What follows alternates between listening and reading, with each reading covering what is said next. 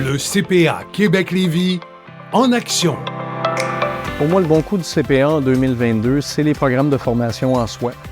Aujourd'hui, pour aider à faire reconnaître l'industrie de la mécanique comme étant un vrai métier, je crois qu'on est dans le bon sens. Les orientations gouvernementales en matière d'intégration des véhicules électriques sur le marché exigent de développer un rehaussement des compétences chez les métiers de l'industrie des services automobiles. Le programme Compétences VE, c'est un programme qui n'arrête pas de grandir. On a de la demande, là. On a rempli des cours cette année comme jamais. C'est un programme qui est très en évolution, puis que les véhicules hybrides et électriques sont déjà une bonne partie du marché. Bien, on a été capable d'aller chercher un 7 millions de subventions qui est relié au PCVE.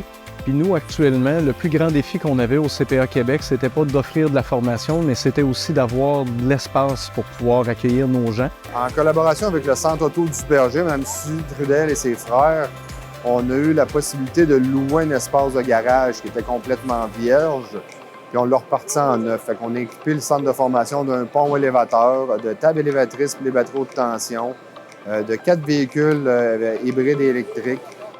Vient à ça une belle salle de formation, ce qu'on peut accueillir entre 10 et 15 personnes facilement.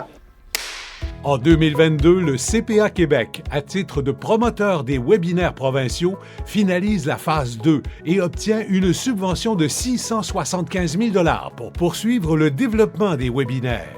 Ce qu'on veut actuellement, c'est d'être capable d'aller faire un 80 webinaires supplémentaires à ajouter à nos 100 webinaires qui sont actuellement disponibles. Dans le contexte de l'arrivée massive des nouvelles technologies de pointe dans les véhicules, la réussite en matière de qualification devient un nouveau défi pour les comités paritaires. On va développer encore plus le volet encadrement parce qu'il y a une grosse demande à ce niveau-là. On a encore des échecs là, au niveau des examens de qualification, mais nous autres, on n'est pas là pour baisser les bras. On va aider le maximum d'assujettis qu'on est capable. Les formations au CPA, c'est sûr que c'est un plus pour nous en tant que garagistes. Ça permet aux gens de développer leur expertise puis d'aller chercher leur carte de compétences aussi. Devant les enjeux technologiques, le CPA Québec-Lévis investit dans l'avenir de la formation pour les métiers de l'industrie.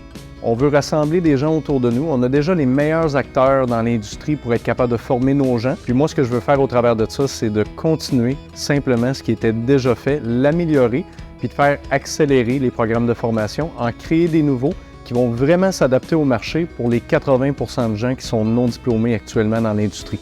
Mais d'avoir des partenaires comme le CPA en formation, puis qui nous aident vraiment, là, qui nous propulsent même dans le domaine, là, dans les nouveautés et les nouvelles technologies électriques, c'est chapeau.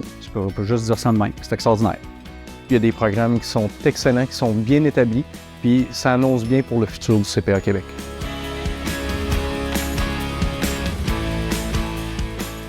Le CPA Québec-Lévis remercie ses partenaires.